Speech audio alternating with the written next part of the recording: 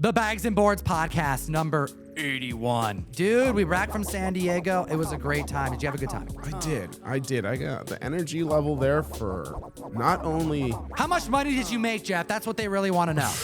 Just let it out. I did well. I did really well. And I did it in a fashion of only bringing 3 short boxes of just focused good stuff. And I got to tell you, the demand for high-end books was higher than I've seen in maybe 5 years now. It's the Bags and Boards podcast. Hit the subscribe button. We back, baby. And you can listen to us on SoundCloud, Spotify, and iTunes. It's changed in the last couple of years. We've lost some platforms, but we're still on those other ones if you want to just enjoy, the audio only versions. We get these up within like 24 hours of the podcast coming out on YouTube.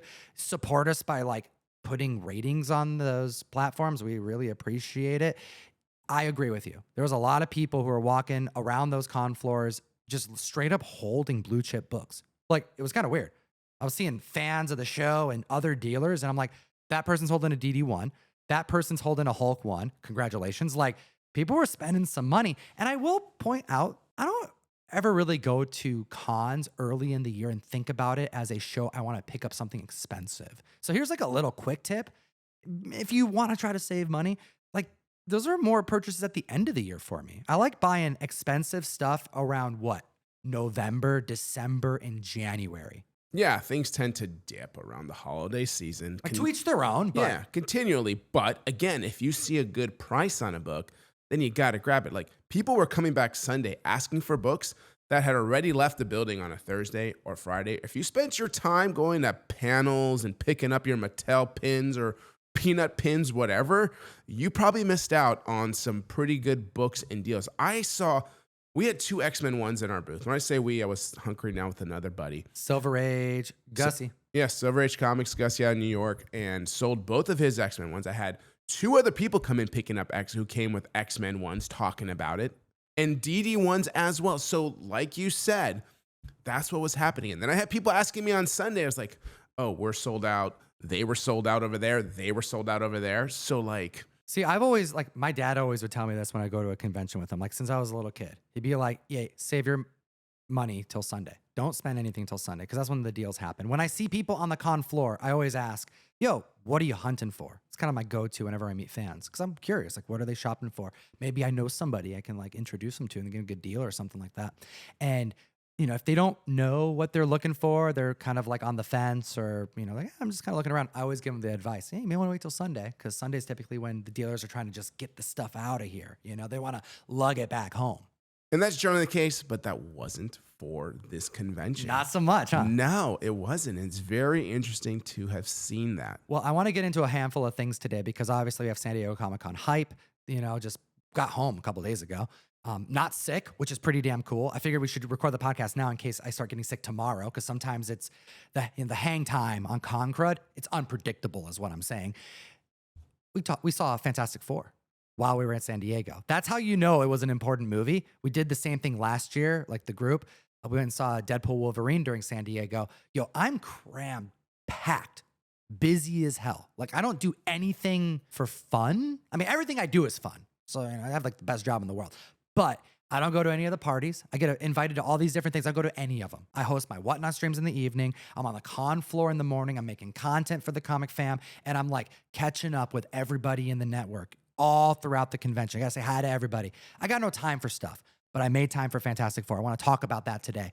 Also, we're gonna update on an Instagram video we made. You gotta be following me on Instagram because Jeff got the craziest Whatnot deal I've ever seen. And in 2 weeks, you flipped it, and holy hell, the person you flipped it to had my jaw hit the floor. We'll get into that in a little bit. I got some viewer questions to jump into. And I also wanted to highlight some things that we picked up from the con. I think you guys are going to be really excited about it. Hit the subscribe button.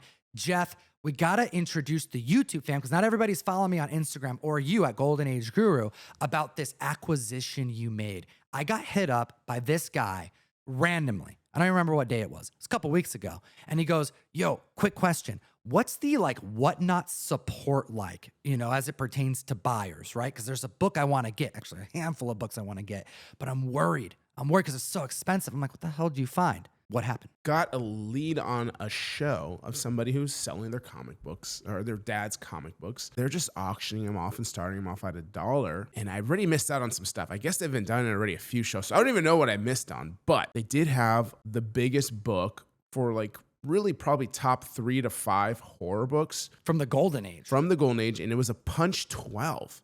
And so nobody really bought it on the stream because that one they didn't want to let go at $1 start. I reached out to them after the fact and we came to a negotiation, came to a price. We were both happy for it. You bought it through the app too. I bought it through the app, which is the appropriate thing to do. 100%. They were just like, we have to sell this to the app. I was like, no problem. Let's just agree on a price, whatever it is, what it is. So they put it into the store. You also got a couple other books too. I did. I mean, I got a Punch 12 classic, Punch 9, another classic. Yeah, Death of the Artist. Crazy. Yeah, and a Victory Comics #1. Dude, you guys got to be following us on Whatnot. Links in the description. You can get literal gold off this app, whether it's like gold coins or golden age comics. It's insane. Yeah, you just never know, right? This gives you access, anybody, to jump on a live stream and bring whatever they just found for sale. So that's what happened here. It's happening more and more, guys. Like I know live streaming, buying stuff, comics, collectibles in general. A lot of you, I mean, we only have like a small audience over there, but it's growing immensely. Yeah, and so I got these books in, and so there was some concern, right? Because like they don't know how to grade really well. I literally was like, can you hold the package?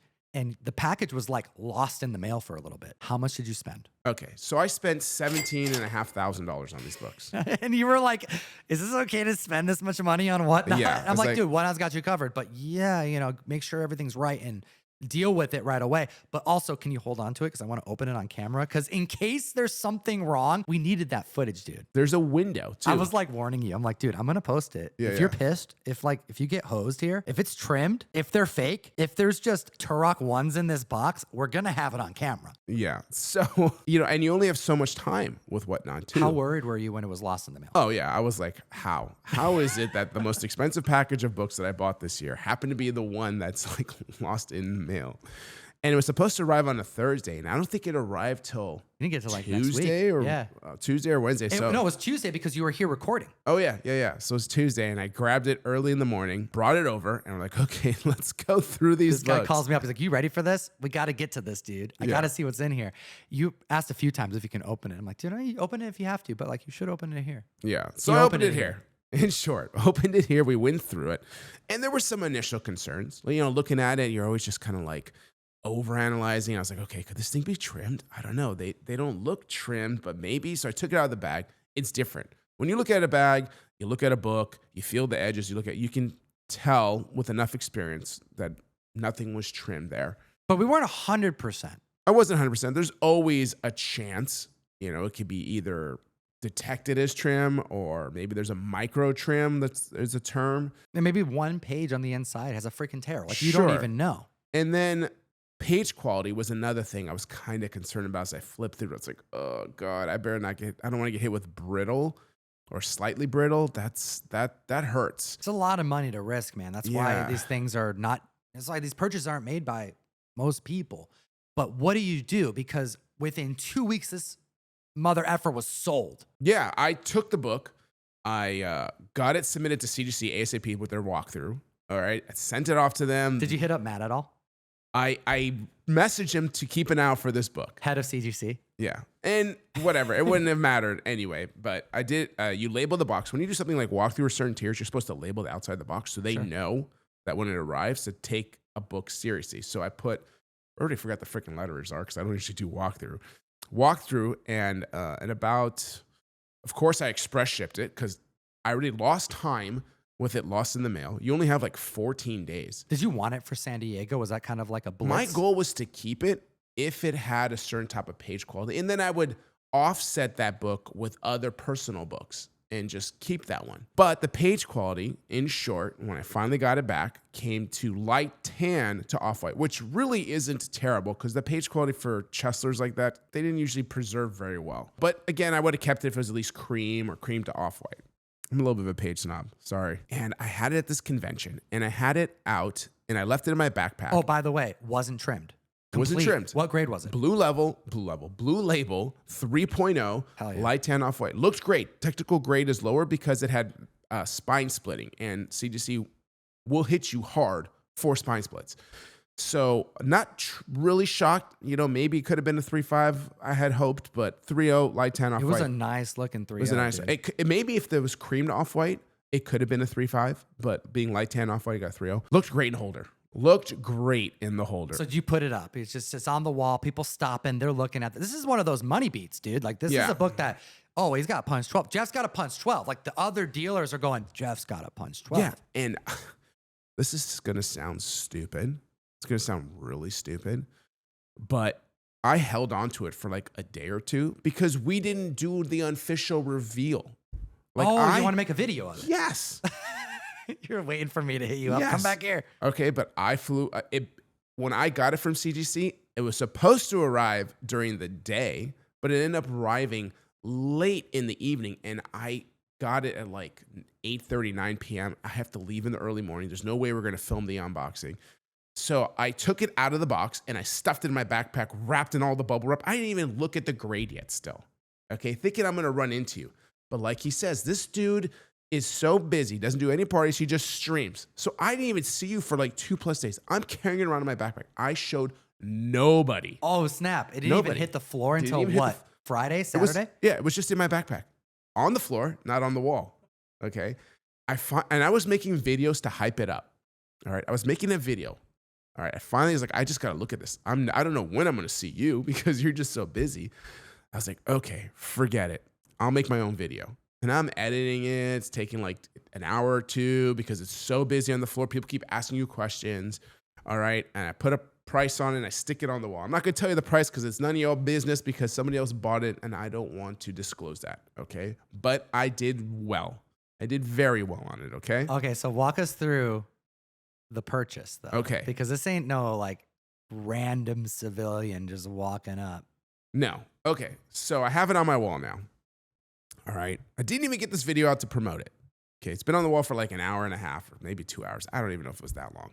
He came by, looked at it once, this guy. You don't know who he is. I don't know who he is. Some dude that's fit, whatever. And he came, looked at it.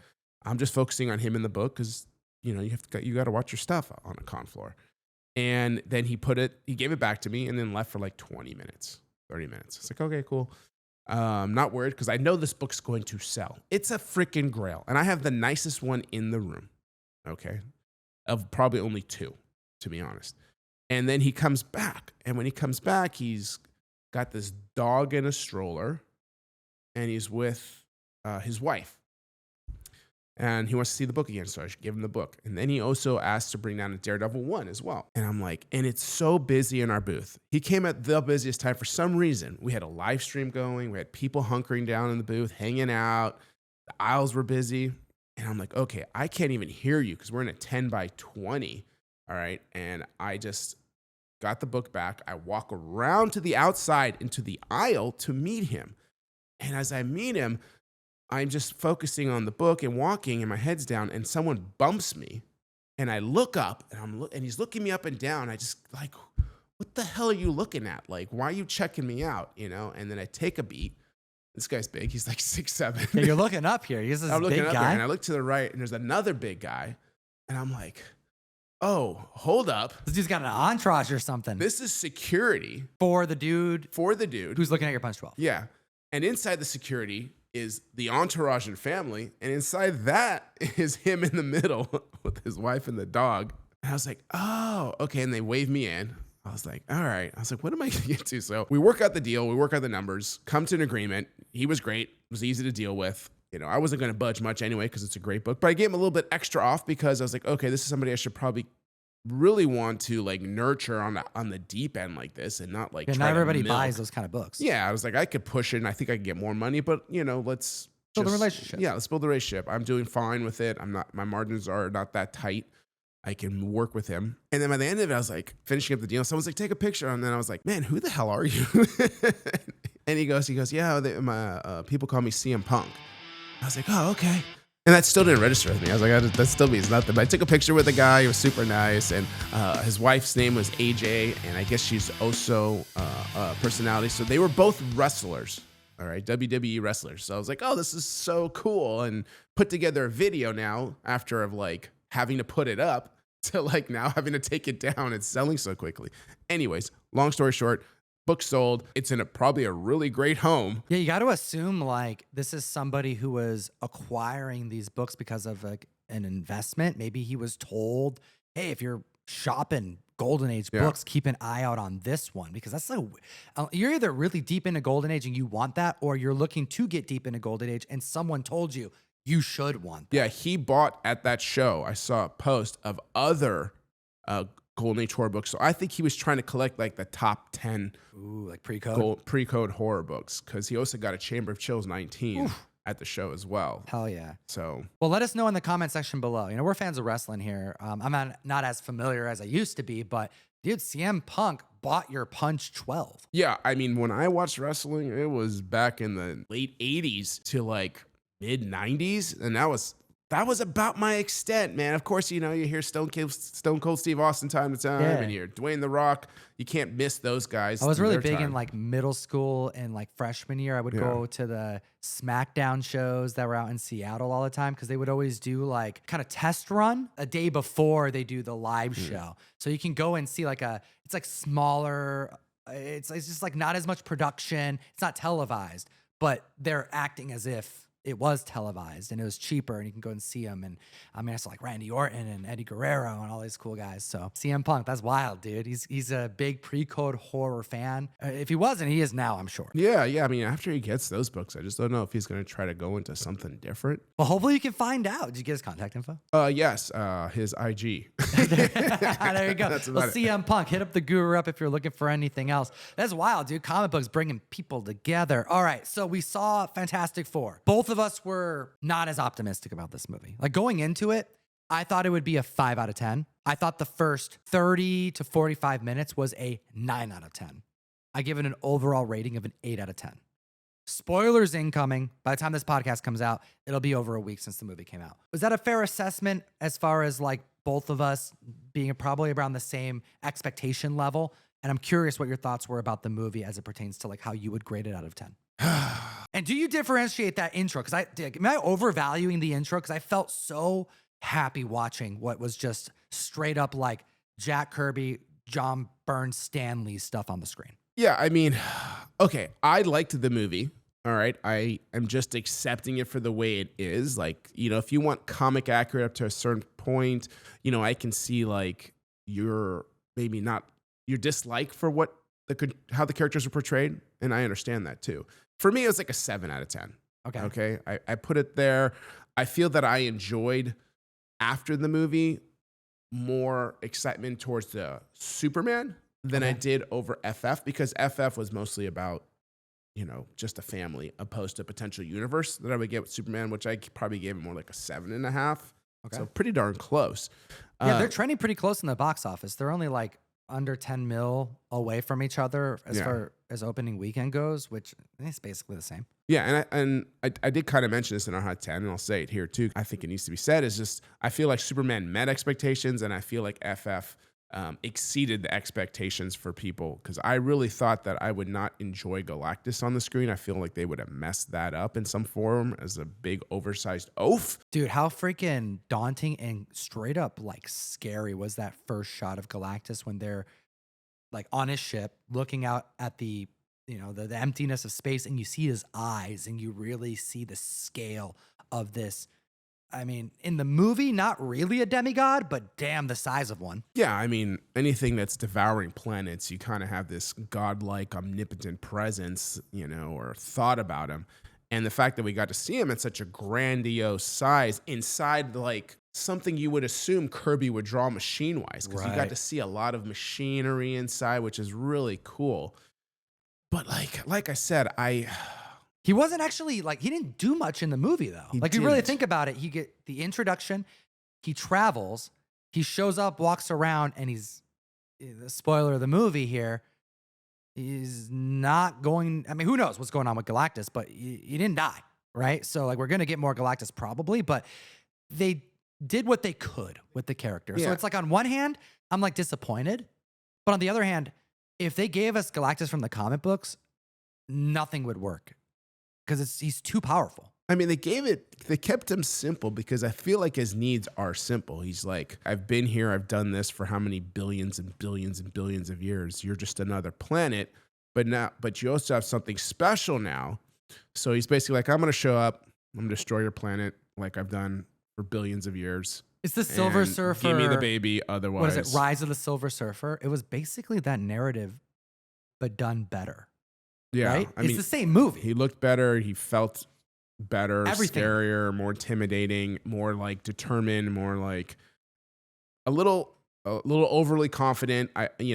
Obviously. What I was most surprised about is how much I like Shia LaBeouf. Yes. She killed it. Yeah. Shia LaBeouf did a good job. They really did a good job with the surfer, I think. And at least the dynamic shots and her on the board. And Her surfing in like the black hole and them kind of staying a little bit close to like as much realism as they can, considering it's a comic book movie, like how things would bounce differently and how time would work and it gets diluted and just like the physics of it. Like it's pretty damn cool. And she looks so good. she looked good. I was a little frustrated and annoyed that they cheapened her to the point of like trying to make this attraction with the Human Torch. That was unnecessary. It would have been better, I think, if that was not that way. Okay. Make her just be this More stoic. person, and maybe you can appeal to her to some extent, but trying to make it seem like Yeah, I mean, like in the comics, This especially connection. the early comics, like Silver Surfer is so muted and he's done this so many times.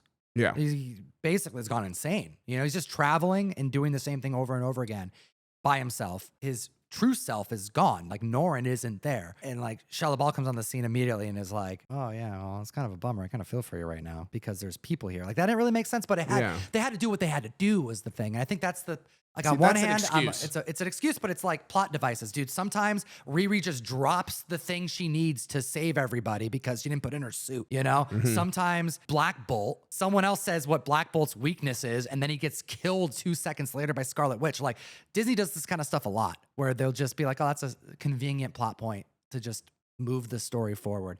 And I think Fantastic Four was, what I was concerned about was having a lot of those moments, like too many of those moments. And Yeah. I mean, there were those moments, but I didn't care as much because visually, I think that was my favorite part of the movie. It was stunning. Like it was so enjoyable to watch. It was fun. It was a little slow at times, but I'm not knocking it for that. I liked it because they took the time to build story, and I think building story is important. And so I think it was just, I actually talked to a few people who fell asleep, but that's because we're all working a freaking convention and It's we're like midnight. exhausted by the end of the night. Yeah, it doesn't count when you're at a convention. Right. You fall asleep. And I never get drowsy in front of movies. Like I'm always like there. And even I was kind of like, oh my God, I was like, I am tired. But with that said, I appreciate the fact that they took the time to build the story and give us what they did. Now, listen, it's a little OP. She's a little OP. Shia LaBeouf or No. Invisible Woman? No. Shia LaBeouf could have been shown to be more powerful if you asked me. Sure. She could have flexed harder. All right. But like Invisible Girl, man, that was a little much to me. Okay. I would have liked to have seen more support, like effective support from her teammates, from Human Torch, from the Thing, who could have used a little bit more, to be honest, of like Overall in the movie, didn't get a whole lot of screen time. Like overall, as far as narratives go, like they only mentioned it one time that, yeah, like all these guys getting their superpowers isn't the greatest thing. Like he is the example of the consequence of them going into space. Like he's a monster. And there's a moment where Reed is like, oh, he feels bad that, Ben is trapped under these rocks. But they touch on it for a second and then it's gone. Like, it's no big deal though. Yeah, the biggest thing was him dealing with the factor of his own comfort in his own skin. Yeah. That was the most that we got from Ben And Grimm. shaving, which I don't know how I feel about the whole beard. Yeah, These why? rocks grow? Did they grow everywhere? Yeah, so does he have body hair? Or does he have to shave? I mean, could he be shaved smooth? Could we have a polished Ben Grimm? Would he feel better? In fact, Like, does Thing have a bush? Is what you're asking? could he grind his face to look better? Like, could he be polished like That's what I'm saying. Could an he pol- orb, Yes. like a marble? Like, I'm just curious. Like, how far we take it? And I liked it. I thought it was funny. It was funny. You think Reed couldn't figure that out? How to polish him down to being like, hey, at least you're rock still, but at least you're in the shape of a human. I feel like he could have been bigger too. He felt a little too squatty for me. To be honest, he should have been another 6 inches larger, in my opinion. More of a figure that's imposing. More of a presence. Yeah. Like I'm not as excited to see him go up against the Hulk as my point. Exactly. Doesn't seem like it's gonna be a fair fight. No, it wouldn't be. He's gonna have to grow out his hair a little bit more. All right, well, let us know what you think in the comment section below, guys, because I got a book I picked up from San Diego. I only bought myself one thing. I typically try to buy one thing for myself at every show. It's kind of a rule I have. Damn it, I bought my own exclusive. I bought my own exclusive, dude. Okay, so check this out. Picked this up from Shortbox. Shout out. This right here is Thor #1. This is my very first Marvel cover that I ever made. And I never published the print count on this because back then I just didn't think to do that because I was sending out in the mail call and it was whatever. I was just hooking up my fans. It wasn't about soliciting a box to people who didn't know me and trying to sell them on something. I was making them for the diehards, right? This print run is under 800. It's one of the lowest printed Marvel trade dresses I've ever put out. And it's signed by Donny Cates. And I don't have a copy of this book because I sold them all years ago. Been making a lot of exclusives ever since. So I'm like, I looked at this, I saw it on their booth. I'm like, it's signed by Donny Cates. It's my first exclusive. It's got Mill Geek on the back too. I'm like, I need this book. Like, I need my first Marvel exclusive. So I bought one. It's going in the PC. I'm never selling it. Jeff, you got something pretty damn cool. Something I never really thought about doing, but yo, like there's a lot of people who are like, OA is too expensive. I can't get into OA. And I think people haven't thought this through enough. I think there are affordable options to getting one-of-a-kind pieces, and you kind of stumbled upon it. How did this happen? Yeah, I was kind of connected to a guy named Steve Oliff. So he was the colorist through a lot of the 80s and early 90s. And he tried to break down. Now, coloring is super complicated. Like understanding where coloring was when comics started to where it is now. Yeah, mostly it's digital now, but dude, Right. a lot of colorists, it's by hand. Yeah. So what would basically happen, in short, all right, I met with this gentleman. He's got like 50,000 pieces of like colored work that he's done. So basically they would send over in a either mailed or faxed or however they did at the time, either blue lines or gray lines, and then shrink it down and then color it. So I was like, I am never going to own the original artwork to these pieces. But the next thing is the coloring before it hits the stands, right? Like it goes from that to color. So no pencils, no inks, but like, let's talk about the color. I ended up meeting with him and had a great conversation.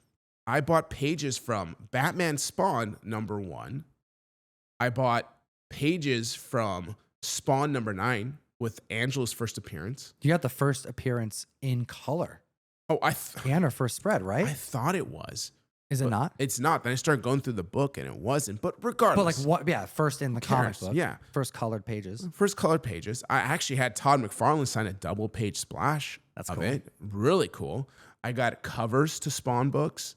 I got a lot of McFarlane Spawn. And I'm waiting at some other cool things too. And I also got a Bill Sienkiewicz from Hulk Magazine #20, like an early Moon Knight page too. So it's just like, I just bought, I don't know, 20 pieces that if they were all the original pencils, it could be $500,000, even more probably. And I got what I thought was really good pricing on them. And I'll probably keep a few and probably move a few, but it's just interesting that we don't ever talk about the color aspect. How many pieces? I'm going to guess at least 15 pieces, but probably closer to 20. Under 10,000? Yes. Damn, dude. That's what I'm Yes. talking about. Like Yeah. affordable options. These are one of ones. It's, yeah, you don't have the pencils, you don't have the inks, but it's the color. It's the last step of it. And it's pretty damn cool. Seeing them in person, we'll make sure that the audience can see, of course. But like they are smaller. It doesn't feel the same, but it's just as cool. It looks like the OA, you Yeah. know, because the inks are, you know, they're on the comic or they're on the pages. So you can see the depth, you know, you can see the effort that went into it. And seeing like OG Spawn pages and how like that was put together, it is pretty exciting. Yeah, and then you flip it over, and like, okay, I see all the bleed from all the marker and the colored pencils. So it's just, well, obviously not colored pencils, but you know what I mean. So anyways, that was one of my art pickups. I wish I got out to the Artist Alley. It's frustrating. I wish Artist Alley wasn't so far from the comic section, because at San Diego Comic-Con, comics are on one side, and you have to travel to the complete opposite side to get to the artwork, which is in a crowd could take 20 minutes at least. So it would be nice if they combined them, but I get it. Artist Alley has become so huge. Viewer comments. Our last video, we talked about your furry collection. Jeff's got a big furry collection. If you haven't like watched that video, This guy's nasty. You got to see that podcast. It's crazy. But this is a comment from Black Mamba. He said, the family going through his collection, because like the collection you acquired was inherited by the sister, and the sister discovered, oh, my brother was really big into furry comics and the lore and all of that. So this is what Black Mamba said. The family going through his collection and learning new things about him. This is why, like, and then he did like a sad face, like, oh, geez. Because like, that's a moment. That's a moment, right? He says, this is why I left instructions that in the event of my death, my personal computer is to be dropped off in a volcano, not taking any chances. So I was thinking about that moment. That moment's real, dude. Like all of a sudden, it's like, and there's nothing wrong with it. There's, to each their own, whatever. I don't care what people buy. I don't care what people are into. It's comic books, all kinds of different interests. But that's a unique one. Yeah, and we don't care, but Yeah, that's true. Some people do care. Some people do care, and like it was not just her; it was other family members emptying it out. So like, that might be your legacy moment for your family to remember. All right.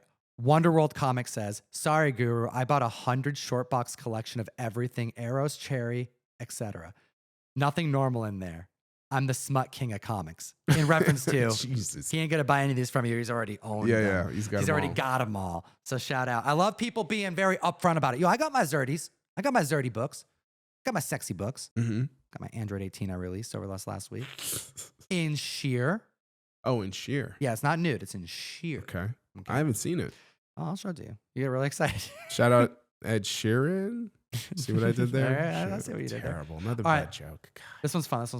I bought a this is from Real Fake Comics 5170. I bought a collection a while back to give away to kids with no presents at Christmas time. I told the guy for what it was for, and he said there were some adult books in there, but there's lots of regular ones. Turns out it was 90% 80s porn comics with around 10% of the filthiest stuff I've ever seen. And I've been on the internet a long time. I ended up giving it all away. I probably should have checked prices first. Have you started checking prices on the books? Like, okay, you were like worried about letting things go that were worth money. Is there money in these books at all? Like, would we be surprised? You would be very surprised. Like, how surprised? Like, you start looking at like artists who had their beginnings. Like Adam Hughes has done some work. Dave Stevens has done some work. Really good point. Like a lot of artists make their way through doing the risque covers. Yeah, first and appearances of like certain famous titles started there in like a story. You're like Jim Lee. I didn't know. All right, here we go. Writer's Block 5150 says this. My first huge collection was gifted to me by a serial killer from my city when I was in my single digits. He can be seen on Netflix, YouTube, A&E, and I recently saw a trailer for him on Hulu 2 weeks ago. Could you imagine your first collection to have been gifted by someone who committed muck duck? That's wild. That's a wild comment, dude. Is that Aaron Hernandez? What are we talking I don't like who. I'm so like maybe someone in the comment section can piece it together, but like, yo, there's collection stories are a thing. Like we have our own stories from when we go and acquire collections because comic people are all very different. And some people you don't really want to hang out with outside of talking about comic books, but other people are just like super unique. And you're like, damn, I'm really glad this happened. I just met someone that I'm probably going to know for a long time because you vibe with them. They both have, the comics bring people together, but also comics bring people together. You know what I mean? In this case, a serial killer. All right. So speaking of serial killer, did you know that the Green River Killer has his own like pedigree collection? Really? I used to have a Green River slab, and then I got it out of my house because it just felt like bad luck to even have it in my home. And you have some wild Golden Age books. Yeah, well, this was a Silver Age book. Really? Yeah, Silver Age collection. Green. So I'm trying to remember the whole story. Something along the lines that somehow you knew somebody, got a bunch of books. Somehow, I don't know. To be honest, I don't even know the whole story. But yeah, they're out there, and they're actually coveted by certain people who like that type of stuff. Yeah, and people collect stuff. From like serial killers and all that. Like, I mean, I'm watching Dexter right now, man. It's crazy. It's so damn good. If you're watching Dexter, am I the only one who watch Dexter who watches this show? Still on? Dude, it's so back. The universe is expanding. It's so damn good. I've only watched like the first 3 seasons, maybe. Dude, 4. you need to binge watch all of Dexter ASAP. It is so good. They were at San Diego, killing the game. Oh yeah, Anyways, they were on the badges. They were. They were. That's right. I kept my badge because of that. I tossed. All mine. right. This is our homie from across the pond, MJ Comics. All He right. said, Jeff's family friend collection is blatantly his own personal at. I should probably have read this a little bit closer. He says it's your secret stash. He's just messing around now. He says, I'm with Tom, not convinced 100% by PSA books, but I'm willing to send some new books over to see how it feels in my hands and look in person. Great podcast, brothers. So we went to San Diego. I wasn't convinced about PSA, but once I saw him on the wall and I held it in person, I have to say, it's different. I gotta reserve full judgment until we get our books back and we see how they were graded. I press my books. I want to know, I have a range of what these books should be. I want to see how they handle them. The first thing is the slabs are better. The actual cases are indeed much better than CGC. You could probably get away with shipping these into Gemini. 1000%. We double box our CGC books like most of the time, depending on what it is. These books, they don't probably need it. They are hard plastic. Yeah, you put them in a bubble mailer and then in a Gemini, It'd be fine. it would probably be fine. Dude, they're freaking tough and they're thick and they're heavy. The shipping back is probably going to be a bit of a bummer. The weight, you're probably going to be paying double the weight to get these books back from PSA. Shipping through standard post, USPS or whatever you go through, UPS, FedEx. But the overall label, I went to Reese's, right? Mhm. And I'm looking at their wall, buying some books. Austin was there, always hooks it up. And he had a PSA slab on the wall. I don't remember what book it was. And looking at the wall, I'm like, okay. It looks weird because it sticks out from all the CGC, but it didn't stick out in a bad way. So I'm already going, okay, I can see the label getting better. It's growing on me. The feel of the slab is excellent. I wish CGC slabs felt like this. It would be nice if it wasn't as heavy because of the shipping concern. But like putting that aside, because that's just it's just money for weight. Like it's going to be better. It's going to be better to travel with and to not get like messed up. I think the label will improve. There was a couple things to critique, but overall, I'm a bit more optimistic than I was a week ago. What about you? Yeah, I mean, I'm excited to see the 10 label because it's got a gold to it, which I thought looks really good. That is one of my biggest concerns about PSA. How are they not doing a 9.9? That's crazy to me because literally, if you guys didn't know, PSA has a 9.8 and they have a 10.0. Okay, they have a 9.8 and a 10.0. There's no 9.9, and they showcased a 10.0 on their site of a book that there's like under 10 in existence. They just got that book. It's making me question what they consider 10.0s. And also it makes me question what they're putting in a 9.8 because you need that middle. I know there's people who are like, oh, 9.9 and 10.0 is all subjective. That's horseradish. That's nothing, dude. That's a bunch of malarkey. Yes, not all 9.8s are 9.8s. There's always going to be some nuance here. But a 9.9 is a freaking 9.9 and a 10.0 is a perfect book. And there's no way you can go from 9.8 to 10.0 without there being some potential problems. And it's a ballsy move. That whole thing, the 9.8 to 9.9 to 10.0, it's an interesting little grouping, right? Because really in all of grading, the entire scale, there is no 3 in a row, like anywhere. Yeah, the price guy, the Overstreet goes 9.2 and doesn't even comment on anything else. There's no 9.0, 9.1, 9.2. There's no 9.2, 9.3, 9.4. Nope. Okay. It just happens at the very top. But the thing that bothers me with the 9.9 and the 10.0 is like, how can there be so many 9.8s and not a 9.9? How can that be? How can you have 20,000 9.8s? Because it's manufacturing. 10,000 9.8s. No, I think it makes total sense. I think it's about manufacturing. Makes zero sense to think that a book can have 5,000 9.8s and not have a single 9.9. I think it makes total or sense. 10. I think in buying, I make a lot of comics, and I think You if do. you were getting pallets of comics from Marvel, you would understand why 9.9s and 10.0s don't happen as much. Because when you're at a 9.9 to a 10.0, you're dealing with more manufacturer issues. You're not looking at like the spine, going, oh, there's a spine tick, and there's things like this was on the wall. I got a little ding here because someone put their, they touched it too hard. Like that's not what we're talking about. We're talking about the printing. We're talking about the corners and how it was cut. You're talking about the best of the best. And it's also why you're seeing more 9.9s and 10.0s in modern day because there's more specialty printing happening. Specialty printing are units of like 100. They're made to be perfect. That's the point of specialty printing. You're getting they're not in a roll being printed units of 4,000 to 5,000 where a lot of things go wrong. And also you're seeing firsthand what comics could be like if there was more money put into the quality of the paper. Marvel paper is the same type of paper as the interiors. That's the problem. Yeah. It's not the same thickness. If you were to so if I do a Transformers book through Skybound, you pay extra to have it be thicker cardstock. You have to pay extra for it, which is why you get more 9.9s from Skybound. But if I did the same interior pages as the cover through Skybound, I would get less 9.9s. So it's the style of printing. Now, if you want to judge that differently, which the prices are adjusting because of it, because there are more 9.9s coming out because the print quality is higher. There's better books being printed.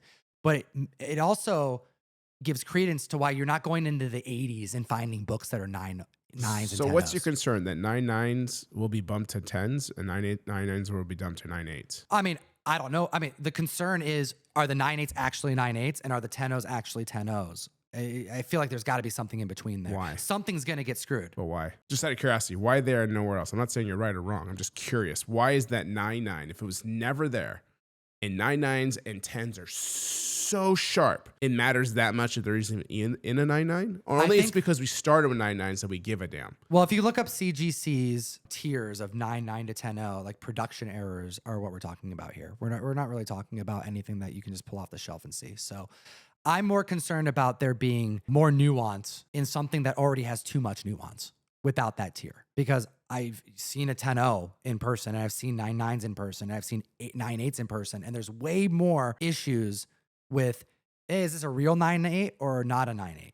And if you go from 9.8 to 10.0, what does that make the 9.8? It could go either way. I don't know, but I don't like it. We see 9.9s, and people still pick them apart. But there are, okay, but like throw that out. Let's talk about, it was a McFarlane Torment 1. There's very few of them on the census. I want to pull up the census count because there are books that I've seen that were solicited by PSA on their site. Maybe it was just Photoshop. Maybe they're just like, this is what it could be like. There's no census yet. But when you solicit a 10.0 on a book that there's like under 10 in existence, where'd you get that book? Did you crack it out of a CGC one to regrade it and call it a 10.0? Or did you find one and grade it at a 10.0? And what are the odds of that actually happening? Almost impossible. That's my point. It means that there's some differences in the grading scales. Does it matter? You want me to pull it up right now? Pull it up. I'm going to pull it up right now. So you found the picture of it. It appears to be a real book graded by PSA 10.0. And this is all speculation, guys. Like, don't take this to heart here. There are 13 10.0s in existence of this book that's on the screen. 13 in total. Massive print run. Hundreds of thousands of these books in existence. Only 13 10.0s. And they got one? How did they get one? They just graded one till they found one? Because that's like the odds of that happening is lower than them just buying one from buying a current CGC 10.0 and regrading it, which is a $6,000 book. See what I'm saying? I think that's part of the problem is like 9.9s need to exist when you have books that are already so scarce with a market. But I could be wrong about this. It just seems weird. You see my point? I could see your point. I could see your perspective of a 9.8, 9.9, 10.0. Like, would you feel different? Like a hypothetical, there is no FF1 in a 9.8. Highest it goes is what? 9.6? FF1? Right. Like the original FF1? Yeah, FF1. Yeah, I think there's maybe a lone 9.6, maybe. I think that's all it is, right? Maybe. Yeah, so how would you feel if PSA is like, hey, we have a 9.8 FF number 1? What would be your gut reaction? For PSA? Right now, just came out. PSA has a 9.8 FF1. Well, I mean, it's just like anything else that PSA grades right now. It's like they're so new, it's hard to just be like, yeah, that's a CGC 9.8 because CGC is the standard still. PSA is new. I mean... Would you question that grading, though? Would you look at that as a possibility that maybe there's something wrong with their grading? Because in 2025, there are no 9.8s that exist. And then I would not question their grading until I saw the book. And that's also kind of a weird, I'm picking a weird book. Like FF1, that's a major one to pick. But I guess that's my point. I mean, there's plenty of CGC books I can look at and be like, wait, what? That's true. We've done that many times. So it's the same thing. Right now, they're new. Kids on the block. So we get to see, does their 9.8s... It's their 9/8 that's gonna make or break them right now. Let us know what you think in the comment section below. Maybe I'm overthinking it. I'm already backtracking because the books look way better in person. Couple things to change as far as the slabs, which they already know. They're like kind of got like a glare on the sides. It's like the plastic isn't clear, so you can't really see the top. Yeah, that's a big mistake. And then they also screw up the label. Did you see the screw up? What's the label screw up? So the label, just like CGC, it flaps over to the top so you can read the top. Okay. So you pull out the book, you're looking at the book, and then you look above the book to see what it Yeah. is. It's reversed. If you're looking at the book and you look at it from the top, you have to read it by flipping the book around. That's an easy fix, but it's also like, how did that happen? Well, that's an easy fix, but not being able to see it through the plastic. That's also, I that's wonder rough. if that's going to be a hard fix. I mean, you can see it, but you can barely see it. It's almost like, why even have it there?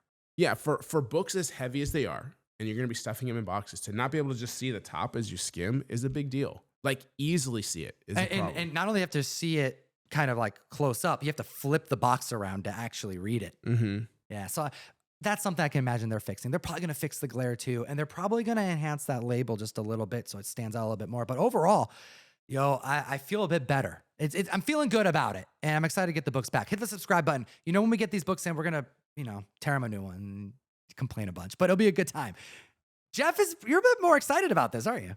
I'm not excited. I just want to give them a chance. I don't know if we're going to tear it up or not because I think it's unfair to tear them up. I'm being facetious. I'm not going to tear them up unless it's deserved. But we will give a true, honest review. Opinion, yeah. Right. I don't want to say I won't, but I don't want to say I will. But so it could be. But we'll go side by side. And I don't really want to say it yet, but like I really want to get into the durability of these and see what they can withstand. You want to run it over, is what you're saying. With the tractor again.